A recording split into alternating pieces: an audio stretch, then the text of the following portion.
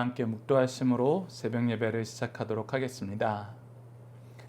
하나님 아버지, 지난 한 주간도 저희들 하나님의 은혜 가운데에서 함께 할 수 있도록 인도하여 주시옵고, 하나님의 말씀으로 하나님이 우리에게 주신 기도의 능력으로 우리를 승리하게 하시는 찬양의 기쁨으로 일주일을 지켜주심을 감사합니다.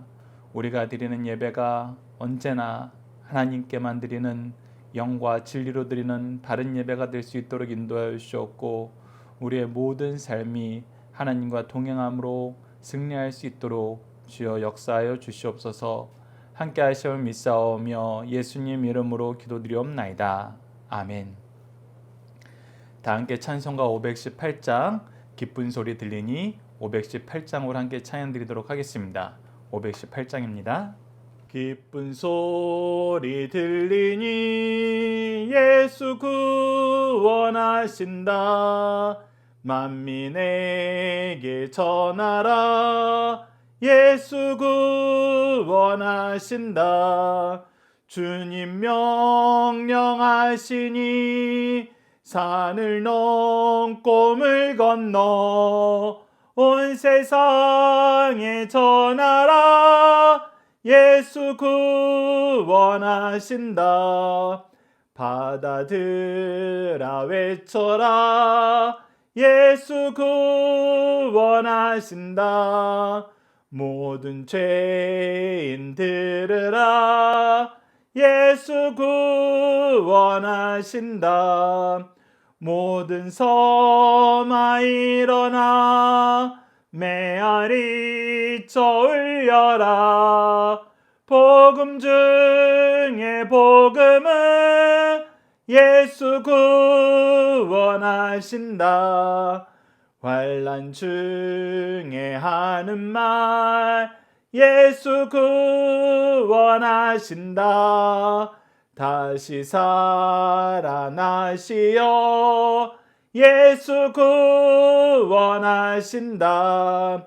지은 죄로 인하여 슬픈 마음이 있어도 숨질 때에 내 알마 예수 구원하신다. 바람들아 외쳐라. 예수 구원하신다. 기뻐하라 나라들 예수 구원하신다.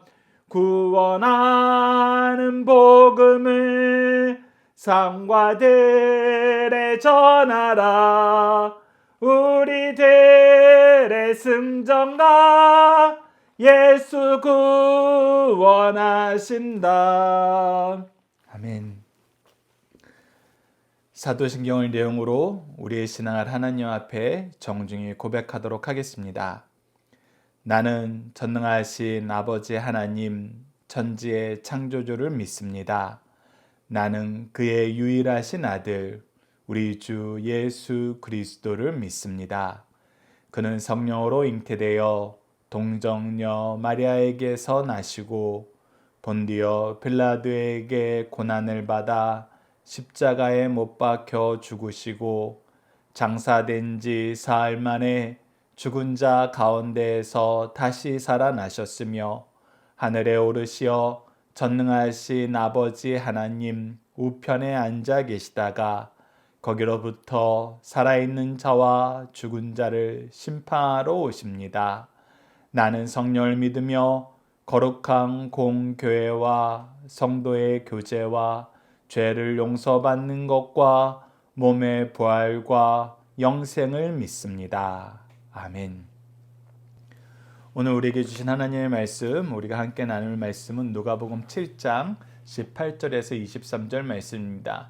누가복음 7장 18절에서 23절 말씀 제가 봉독해 드리도록 하겠습니다. 요한의 제자들이 이 모든 일을 그에게 알리니 요한이 그 제자 중 둘을 불러 주께 보내어 이르되 오실 그이가 당신이 오니까 우리가 다른 일을 기다리오리까 하라 하매 그들이 예수께 나아가 이르되 세례 요한이 우리를 보내어 당신께 여쭈어보라고 하기를 오실 그이가 당신이 오니까 우리가 다른 일을 기다리오리까 하더라 하니 마침 그때 예수께서 질병과 고통과 및 악기 들린 자를 많이 고치시며 또 많은 맹인을 보게 하신지라.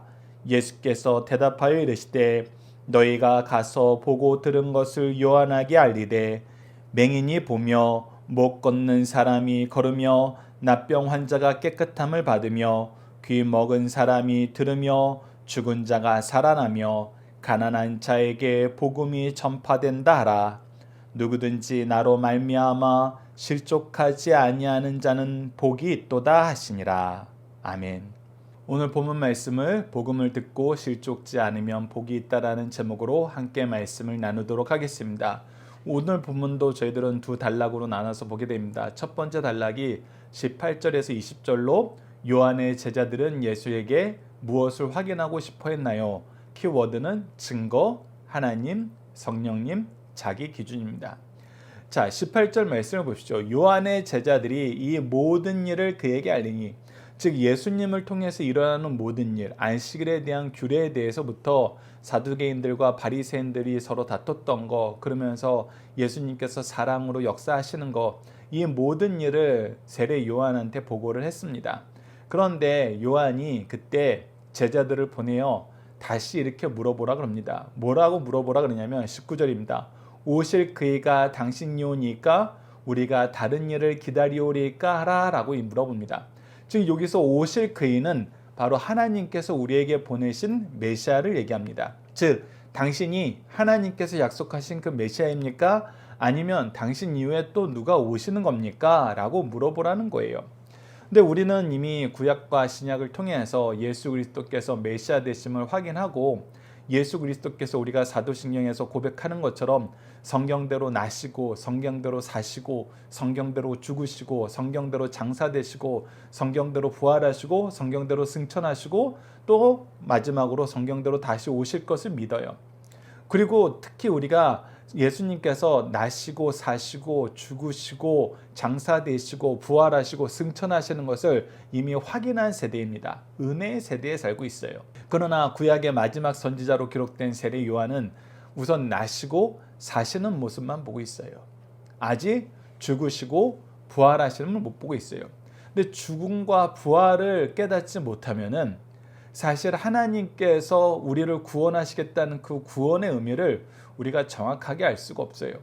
우리가 어제 말씀을 통해서 청년을 살리신 그 부활의 은혜를 보면서 이 부활에 대해서 얘기를 가르쳐 주시고 하나님의 나라에 대해서 예수 그리스도의 복음에 대해서 가르쳐 준 다음에 베드로가 주는 그리스도시요 살아계신 하나님이다라는 이 놀라운 고백을 하고 나서도 어떻게 사탄아 물러가라 라는 그 징계를 들은 만큼 잘못된 또 주장을 하게 되었나요?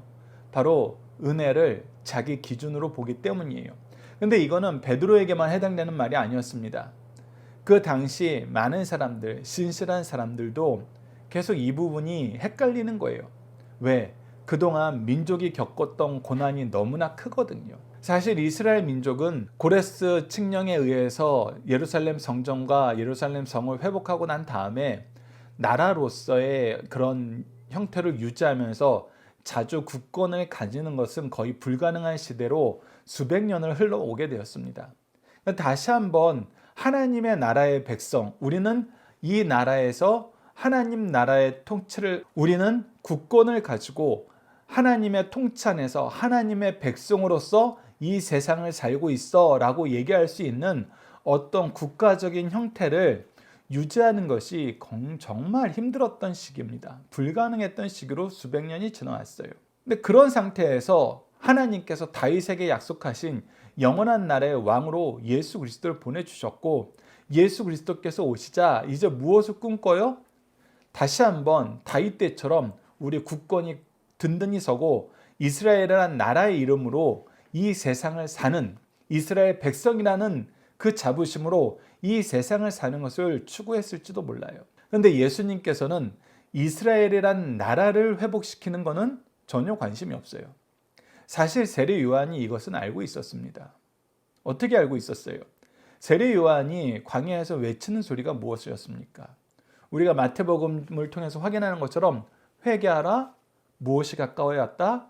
천국이 가까이 왔다. 즉 세례 요한이 회개하라, 이스라엘의 주권의 회복이 가까이 왔다 하면은 이 세상 나라가 맞죠.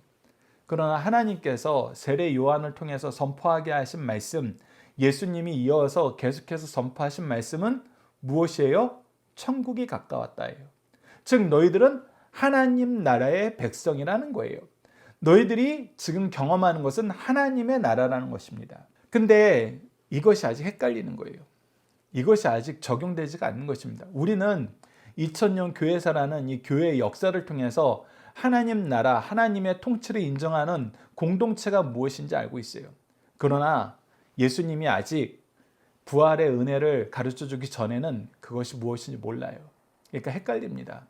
우리는 헷갈리게 돼 있어요. 우리는 연약해요. 그래도 세례 요한과 그의 제자들이 오늘 본문 말씀을 통해서 굉장히 중요한 내용을 가르쳐주는 것 중에 하나, 긍정적인 내용은 무엇이냐면 우리가 잘 모를 때, 헷갈릴 때 어떻게 해야 된다? 여쭤야 된다. 물어봐야 된다. 사실 현대사회가 개인주의화 되면서 다양한 기준으로 각자가 가지고 있는 기준으로 사는 게 가장 좋고 행복한 거야. 그것을 우리가 인정하고 서로가 서로의 해석을 우리가 서로 막지 마. 이렇게 생각하기 때문에 내가 혼자서 생각하고 내가 혼자서 결론을 내는 경우가 많아요. 그런데 하나님 나라는 하나님과의 관계예요.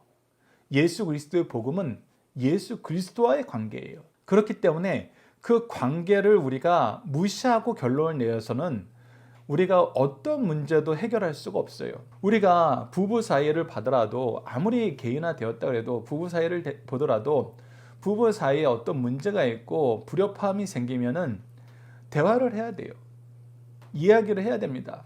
궁금한 게 있으면 물어야 돼요. 확인해야 돼요. 근데 확인하지 않고 내 기준으로 모든 것을 다 판단을 끝내놓고 통보만 하면 여러분들 아무것도 해결되지 않습니다. 오히려 더 소중한 걸 잃게 돼요. 근데 세례 요한은 그의 제자들을 보내서 예수님께 물어보게 합니다. 다시 확인하게 해요. 이건 굉장히 긍정적인 거예요. 여러분 신앙적으로 어려움이 있고 여러분들의 삶 속에 어려움이 있을 때는 물어보세요. 특히 여러분들을 위해서 준비한 영적인 스승들, 하나님께서 준비해 놓으신 이 교회 공동체 안에서, 가정 공동체 안에서, 믿음의 가문 안에서 여러분들을 위해서 준비해 놓은 하나님이 준비하신 스승들, 부모들을 통해서 확인하시고 물어보십시오. 이건 굉장히 중요한 것입니다. 그래서 오늘 본문에서는 예수님에게 가서 물어보라 그런 거예요.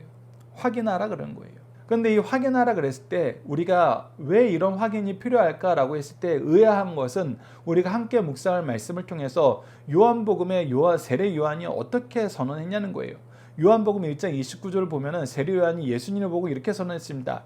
이튿날 요한이 예수께서 자기에게 나아오심을 보고 이르되 보라 세상 죄를 지고 가는 하나님의 어린 양이로다. 이게 무슨 뜻이에요? 하나님의 어린 양이라는 이 단어를 왜 넣었어요?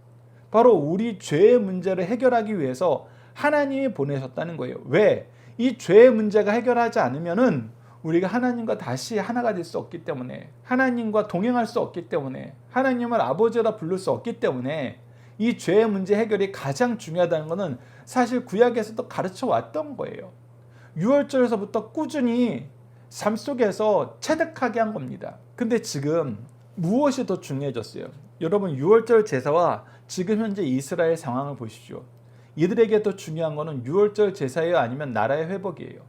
여러분들 여러 신학적인 사례와 예수님이 예배드리던 모습을 통해서 우리가 확인하게 되는 것은 예루살렘 교회에서 지금 유월절 절기를 못 지키는 건 아니에요. 지키고 있어요. 그런데 무엇은 없어요? 국권은 없어요. 주권은 없어요. 로마의 속국이에요. 그래서 우리가 얼핏 보면은 유월절은 지켜지고 있으니까 이거는 뭐 문제 없는 거고 중요한 거는 우리나라의 국권의 회복이겠네 이렇게 얘기할 수 있어요. 근데 여러분들 그거는 우리의 해석이에요. 하나님이 로마의 식민지 치하에 있으면서도 유월절 절기를 지킬 수 있는 은혜를 베푸신 건 뭐예요? 무엇이 더 중요하기 때문에 유월절의 의미를 우리가 알고 지키면서 사는 것이 중요하기 때문에 우리가 코로나 시기를 지나면서 하나님께서 우리가 각자가 그래도 예배를 드릴 수 있는 여건을 마련해 주신 건 뭐예요? 코로나를 이겨내는 것보다 하나님께 예배 드리면서 하나님 나라의 백성으로 사는 것이 더 중요하기 때문에, 그러니까 하나님의 관점으로 보면은 이거는 이루어지고 있으니까 덜 중요하고 저거는 이루어지지 않았으니까 더 중요하고, 그렇게 얘기할 수 없다는 것입니다. 본질적인 순서는 절대 바뀌지 않는다는 거예요. 그 본질적인 순서가 뭐예요? 첫 번째는 하나님과의 관계 회복이라는 거예요. 우리의 죄의 대속이라는 거예요. 그래서 유월절이 아직 완성되지 않았어요.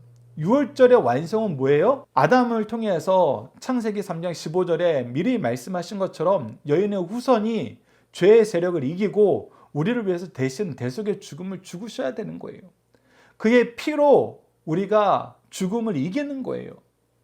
죽음의 징계에서 벗어나는 거예요. 그렇기 때문에 아직도 문제가 해결되지 않은, 하지만 가장 중요한 문제인 이 대속의 문제를 해결하기 위해서 유월절 절기를 지키게 하셨는데, 아니 이 문제는 아직 해결된 게 아니라 유보되어 있는 거고 이제 해결하실 분이 오신 거예요. 그러면 우리는 무엇에 집중해야 돼요? 이 죄의 문제 해결에 집중해야 돼요. 누구의 기준으로? 하나님의 기준으로. 근데 끊임없이 예수님에게 요구하는 건 뭐예요? 예수님, 우리 나라의 주권도 회복시켜 주셔야죠. 회복돼요. 우리가 다니엘에서 나타나는 하나님께서 느부갓네살에게 주신 그 환상을 통해서 이미 보는 것처럼 사람의 손으로 만들지 않은 돌이 하늘에서부터 내려와가지고 영원한 나라를 세워요. 근데 중요한 건 뭐예요? 우리가 하나님께서 보내신 그 아들을 믿는 거라는 거예요. 하나님 나라를 우리가 신뢰하는 거라는 거예요.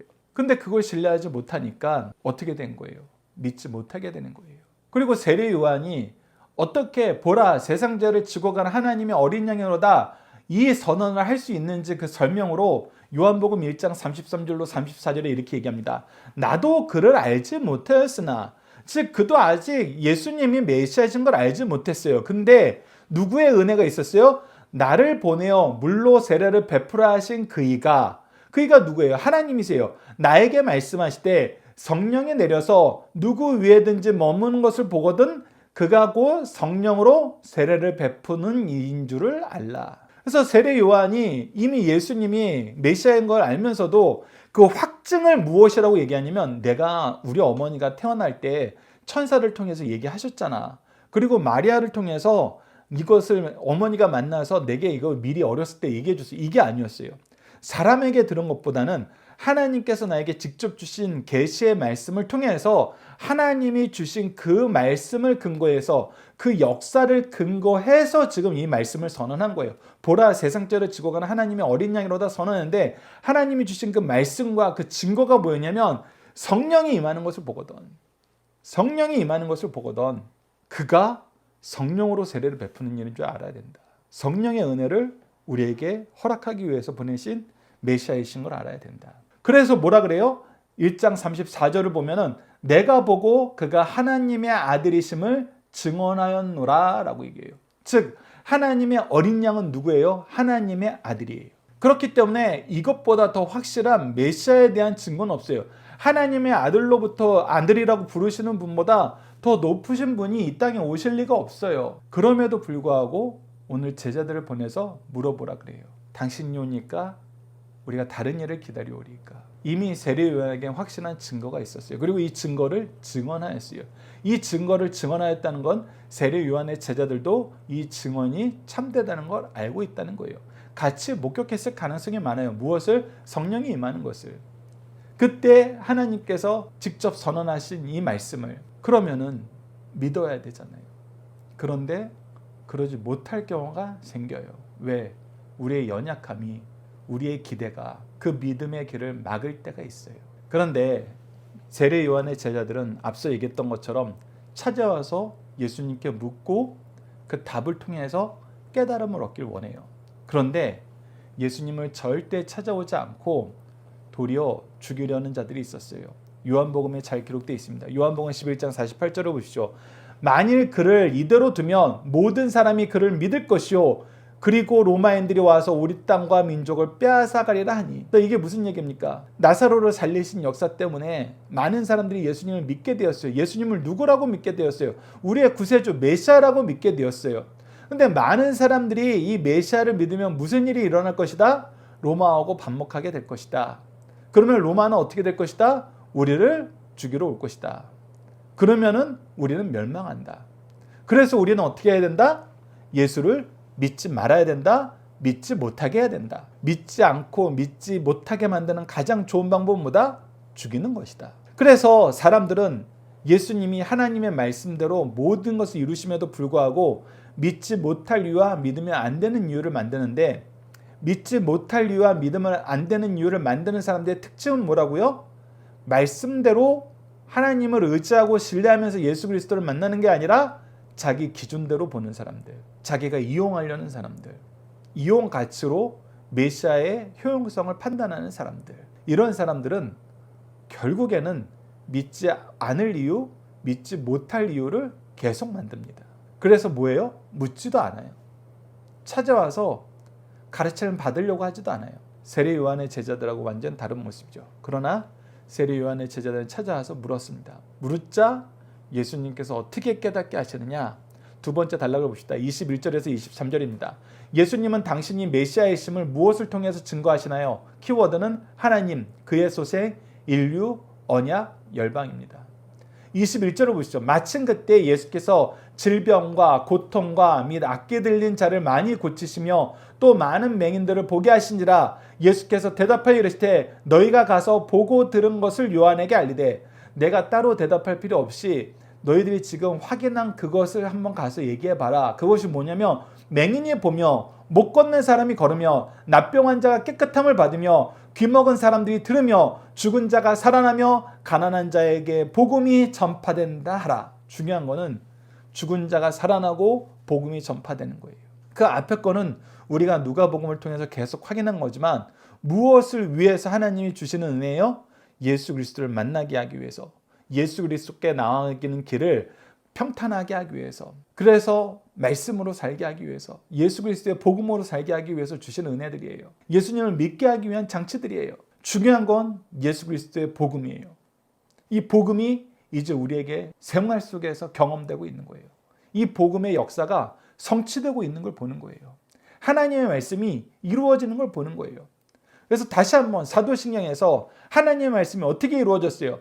예수님께서 이렇게 오신다는 그 오심의 약속이 성취가 되었어요. 끊임없이 낮아지고 우리를 위해서 고난받으신다는 그 약속이 성취가 되었어요. 우리를 위하여 십자가의 대속의 제물로 하나님의 어린 양으로 죽으신다는 약속이 성취가 되었어요. 그리고 부자의 무덤에 함께 눕게 된다는 장사의 언약이 성취되었어요. 그리고 너무나 영광스럽고 너무나 은혜로운 부활의 승리가 성취되었어요. 그리고 승천하셨고 어떻게 하세요? 다시 오세요. 이 언약의 성취를 보라는 거예요. 언약의 성취를. 그리고 얘기하십니다. 23절 누구든지 나로 말미암아 실족하지 아니한 자는 복이 있도다. 어떤 사람이 실족을 해요? 하나님의 말씀대로 예수 그리스도를 보지 않고 다른 기준으로 예수님을 보면 실족해요. 여러분들 우리도 마찬가지예요.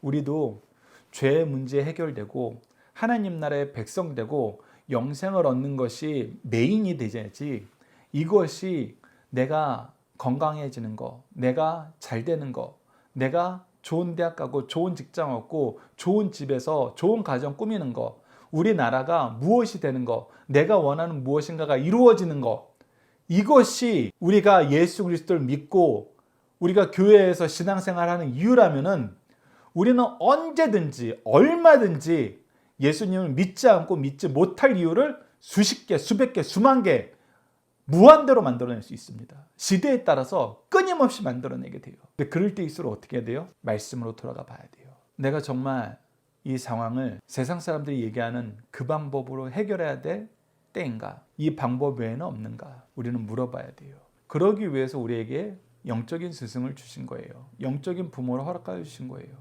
그래서 내가 정말 평안히 다닐 수 있는 교회, 신뢰할 수 있는 목회자, 의지가 되는, 언제나 의지가 되는 부모님을, 영적인 부모님을 모셨다는 것은, 믿음의 가문에서 태어났다는 것은 여러분들, 하나님이 여러분들을 얼마나 사랑하시는 것인지 깨달으셔야 돼요.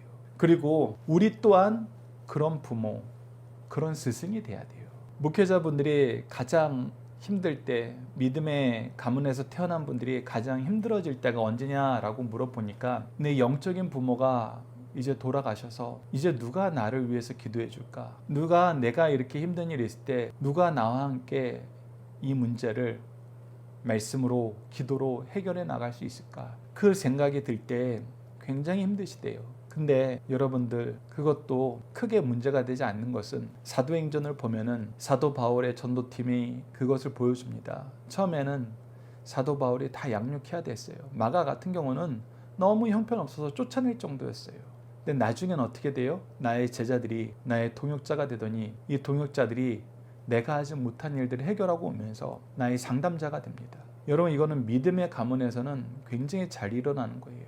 아이들이 영적으로 잘 양육하는 부모 안에서 정말 건강하게 자랍니다. 그리고 나중에는 어떻게 되느냐? 부모들이 힘들고 어렵고 혼란스러워할 때 우리는 믿음으로 같이 그 믿음의 길을 가는 그 길을 함께 걷는 동역자가 되고 육체적으로나 영적으로 연약해졌을 때 오히려 부모들을 스승들을 지지해주는 버팀목이 돼요. 이거는 건전한 교회에서도 나타나는 모습입니다.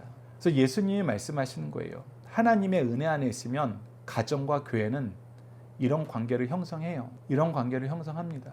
그런데 내 기준으로 내 생각으로 하나님의 뜻을 어겨야 되는 거, 거절해야 되는 거, 예수 그리스도의 복음을 우리가 받아들이지 못하는 이유와 받아들여서 안 되는 이유를 계속 만들면 여러분들 우리는 결국 외롭게 죽어요.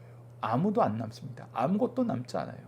욕망밖에 남지 않고 누구도 나를 통해서 그들의 욕망이 채워지지 않는다 그러면은 나를 떠나게 돼요. 왜? 내가 욕망으로 모든 관계를 정의했으니까. 그래서 예수 그리스도의 복음으로 우리 관계가 형성돼야 됩니다. 세례 요한은 그 부분에서 굉장히 중요한 교훈을 우리에게 알려주고 있어요. 어떻게 해라? 예수께 찾아가 물어라. 그래서 성경은 끊임없이 우리에게 가르쳐줍니다. 여러분 함께 묵상할 말씀을 보십시오. 디모데후서 3장 15절을 보십시오. 또 어려서부터 성경을 알았느니 성령은 능히 너로 하여금 그리스도 예수 안에 있는 믿음으로 말미암아 구원에 이르는 지혜가 있게 하느니라. 우리가 말씀으로 돌아가야 된다. 말씀으로 돌아가게 하시기 위해서 우리에게 교회를 준비해 주신 거예요. 믿음의 가문을 허락해 주신 것입니다. 시편 72편 2절, 4절, 12절, 13절을 보시죠. 메시아에 대한 예언입니다. 그가 주의 백성을 공의로 재판하며 주의 가난한 자를 정의로 재판하리니 그가 가난한 백성을 억울함을 풀어주며 궁핍한 자의 자손을 구원하며 압박하는 자를 꺾으리로다. 그는 궁핍한 자가 부르짖을 때에 건지며 도움이 없는 가난한 자도 건지며 그는 가난한 자와 궁핍한 자를 불쌍히 여기며 궁핍한 자의 생명을 구원하며. 여러분들 예수님이 하시는 일이 뭐였어요? 지금도 세례 요한의 제자들이 왔을 때 하는 일이 뭐였어요?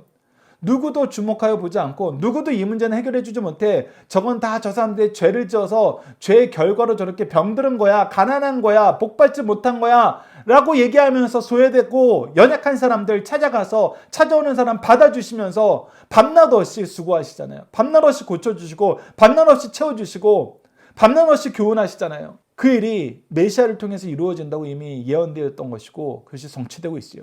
계속해서 이사야서 61장 1절에서 3절을 보시죠. 주 여호와의 영이 내게 내리셨으니 이는 여호와께서 내게 기름을 부으사 가난한 자에게 아름다운 소식을 전하게 하려 하심이라. 나를 보내사 마음이 상한 자를 고치며 포로된 자에게 자유를, 갇힌 자에게 노임을 선포하며 여호와의 은혜의 해와 우리 하나님의 보복의 날을 선포하여 모든 슬픈 자를 위로하되 무릇 시온에서 슬퍼하는 자에게 화관을 주어 그 죄를 대신하여 기쁨의 기름을, 그 슬픔을 대신하여 찬송의 옷으로 그 근심을 대신하고 그의 의의 나무 곧 여호와께서 심어진 그 영광을 나타낼 자라 일컬음을 받게 하려 하심이라. 우리가 어제 말씀에서 무엇을 봤어요? 한쪽 그룹은 예수 그리스도를 통해서 기쁨과 감사를 누리고 있었고 한쪽 그룹은 자기 외아들을, 과부가 자기 마지막 소망을 잃어서 그와 함께 슬퍼하는 그룹이 있었어요. 근데 예수 그리스도를 통해서 무엇이 회복됐어요? 기쁨이 회복됐어요. 참된 소망이 회복됐어요. 생명이 회복됐어요. 이 역사가 일어나고 있는데 어찌 우리가 예수 그리스도께서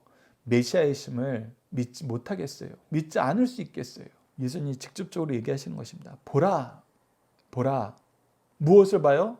하나님의 말씀이 성취됨을 보라. 이거는 사도행전에서 베드로가 솔로몬 행각에서 나면서부터 걷지 못한 자를 걷게 했을 때 얘기한 내용과 똑같습니다. 보라, 이거는 요엘 선지자의 예언의 성취다. 기이하게 여기지 마라. 이건 하나님의 은혜다. 말씀과 말씀의 역사를 보십시오. 그래서 여러분들 성경을 가까이 하는 게 중요합니다. 기준이 없으면 판단을 못해요. 기준은 성경이에요. 그래서 여러분들 더욱더 말씀을 가까이 하시길 부탁드립니다. 계속해서 함께 묵상할 말씀 보도록 하겠습니다. 고린도전서 1장 18절입니다. 십자가의 도가 멸망하는 자들에게 미련한 것이요 구원을 받는 우리에게는 하나님의 능력이니라. 그래서 우리가 하나님을 알고 하나님의 은혜 안에서 하나님이 주시는 그 모든 풍요를 맛보면서 살면은 예수 그리스도의 십자가보다 우리에게 더 큰 능력은 없어요. 우리를 세상을 이기게 하는 능력이 바로 여기에 있잖아요. 그런데 멸망하는 자들에게 미련한 것이에요. 도무지 자기네들 기준으로는 이해가 안 돼요. 죽었던 자가 살아나? 살아난 것으로 또 영원히? 이거는 상식을 파괴하는 거예요. 우리 인간의 한계를 초월하는 거예요. 근데 초월하는 것은 어떻게 해요? 받아들이지 못해요. 도리어 그래서 이거 엉뚱한 거, 미련한 것으로 치부해버려요. 현대사회를 보십시오. 저도 한때 과학도를 꿈꿨고 경영학을 공부했던 사람이지만 과학적으로 해석이 안 되고 경제적으로 수지타산이 안 맞으면 이거는 하면 안 되는 일이에요. 그런데 저희 부모님의 모든 인생을, 저의 모든 삶을 통틀어서 다시 돌아봐도 과학적으로, 경제적으로 되는 일은 없었어요. 특히 교회 목회한다는 건 그래요. 과학적으로, 경제적으로 말도 안 되는 소리예요. 그랬으면 교회들은 벌써 다 망했어요. 예배는 이미 사라졌어요. 근데 누가 하시는 거예요? 하나님이 하시는 거예요. 하나님이 하시는 거예요. 그래서 끊임없이 얘기를 들어왔습니다. 왜 그거 해요? 왜 빚을 내서 사람들도 잘 안 보는 성경 강의 집을 만들어요? 왜 사람들이 싫어하는 연속 강의 설교로 설교를 해요? 끊임없이 들어왔습니다. 끊임없이. 그렇게 하면 교회 망해요. 네, 그들의 말대로 이 교회가 사람이 하는 곳이라면, 과학적이고 경제적으로 안 하면 망하는 곳이면 벌써 망했죠. 근데 안 망했어요. 안 망했습니다. 여러분들, 멸망하는 자들은 복음을 미련하게 여기고 하나님의 방법을 미련하게 여겨요. 그러나 우리에게는 능력이라는 것입니다. 이사야서 28장 16절을 보시죠. 그러므로 주 여호와께서 이같이 이르시되 보라 내가 한 돌을 시온에 두어 기초를 삼았노니 곧 시험을 누리어 귀하고 견고한 기초돌이라 그것을 믿는 이는 다급하게 되지 아니하리로다. 그래서 어떤 사람이 참된 평안을 누리며 참된 승리를 누리느냐? 믿는 사람들. 예수 그리스도를 믿는 사람들. 이 시험하는 돌 예수 그리스도예요. 하나님의 기준이 명확하게 제시돼요. 그래서 우리는 믿음은 하나님을 기준으로 보는 거예요. 예수 그리스도를 기준으로 보는 거예요. 그래서 예배에 대해서도 예수님께서 안식일의 주일이라는 건 다시 한번 강조하지만 예수님처럼 지키라는 거예요. 예수님처럼 지켜라. 너희들이 마음대로 하는 게 아니라 예수님이 주인이라고 마음대로 하신 게 하나도 없어요. 하나님 말씀대로 정확하게 하셨어요. 그래서 주인이라는 의미는 나처럼 해라는 거예요. 그러면은 하나님이 주신 은혜 안에서 승리한다고요. 근데 현대사회는 끊임없이 각자의 기준대로 살아라 그래요. 각자의 기준대로 살아라. 여러분, 이거는 하나님의 창조의 질서보다 너희들이 만든 질서를 더 소중히 하라는 얘기랑 똑같아요. 다릅니다. 완전히 달라요. 베드로전서 2장 6절도 보시죠. 성경에 기록되었을 때 보라 내가 택한 보배로운 모퉁이 돌을 시온에 두니 그를 믿는 자는 어떻다? 부끄러움을 당하지 아니라. 다급해지지 않고 부끄러움 당하지 않아요. 승리의 길, 평안의 길, 완전한 길을 이미 하나님은 우리에게 주셨어요. 예수 그리스도를 믿음으로 예수 그리스도처럼 예수 그리스도를 따라 살면 돼요. 여러분, 이것이 우리가 믿어야 되는 것이고 인정하고 의지하면서 나아가야 될 길입니다. 중심사상 하나씩 보도록 하겠습니다. 인생에서 가장 중요한 것은 메시아를 바로 알고 믿고 고백하는 일이다. 요한은 예수께서 메시아이심을 이미 믿고 의심 없이 증거한 사람이에요. 그에게 죽음이 임박하였을 때 자신의 사후에 자기 제자들이 바른 신앙을 갖게 하기 위해서 예수님께 보냈습니다. 예수님께서는 요한의 제자들에게 자신이 메시아이심을 간접적으로 증언하여 믿게 하셨어요. 모든 인생은 예수께서 바른 신앙을 고백하고 믿음으로 구원 얻는 은혜 안에 들어와야 된다는 것입니다. 두 번째, 성도는 신앙의 근거를 성경에 두고 성경을 신앙의 교과서로 삼아야 됩니다. 예수님은 세례 요한의 제자들에게 메시아이신가? 라는 질문을 받고 직접 답하지 않고 이것이 바로 간접적이라는 표현의 앞에 내용에 연결되는 것입니다. 간접적이라는 것은 내가 맞다 이렇게 자기 입으로 시연하시기보다는 성경을 봐라 하는 거예요. 이것이 훨씬 더 권위가 있어요. 왜? 하나님께서 수천 년 전부터 미리 얘기하신 것이니까. 구약 성경에 메시아에 대한 예언이 성취되고 있다는 말씀입니다. 우리의 신앙의 근거를 성경에 두고 성경의 신앙을 교과서로 삼아 성경대로 믿으면 구원에 이르게 됩니다. 또 말씀과 일치한 삶은 의의 열매를 맺게 됩니다. 마지막 세 번째입니다. 예수님에 대한 증언을 듣고 실족하지 않고 받아들인 자는 복이 있다는 것입니다. 가장 엄숙한 경고와 축복을 경험한 말씀으로 예수님에 대한 소식, 복음을 듣고 실족, 의심하거나 거부하지 않고 구원 얻는 자는 가장 복된 자, 지혜 있는 자라는 겁니다. 이를 듣고 실족하는 자는 가장 불행한 사람이에요. 예수님에 대한 증언, 복음을 듣고 받아들인 자는 금세와 내세에 가장 복이 있는 사람이라는 것입니다. 여러분 이 말씀 기억하시면서 복음으로 승리하시는 우리 승리하는 삶 가족 여러분들, 강성 성경 연구원 여러분들 기도합니다. 자녀와 함께하는 기도 훈련 내용으로 함께 기도하시겠습니다. 우리를 향한 구원의 계획을 선포하시고 성취하시고 적용시켜 주시는 삼위일체 하나님, 진리의 말씀인 성경과 성령의 은혜로 믿게 하시고 말씀에 순종하게 하심을 감사합니다. 은혜 안에서 순종으로 승리하는 삶을 살다가도 다시 내가 기준이 되려 하고 말씀과 기도와 예배와 사랑을 하지 않아도 되는 이유들을 만들어 거역함을 용서해 주소서. 기도로 깨어있게 하시며 유혹과 환난 중에도 예수님처럼 말씀으로 승리할 수 있도록 도와주소서. 예수님 이름으로 기도드립니다. 아멘. 주기도문으로 예배를 마치겠습니다. 하늘에 계신 우리 아버지, 아버지의 이름을 거룩하게 하시며 아버지의 나라가 오게 하시며 아버지의 뜻이 하늘에서와 같이 땅에서도 이루어지게 하소서. 오늘 우리에게 일용할 양식을 주시고 우리가 우리에게 잘못한 사람을 용서하여 준 것 같이 우리 죄를 용서하여 주시고 우리를 시험에 빠지지 않게 하시고 악에서 구하소서. 나라와 권능과 영광이 영원히 아버지의 것입니다. 아멘. 각자 기도하는 시간 갖도록 하겠습니다.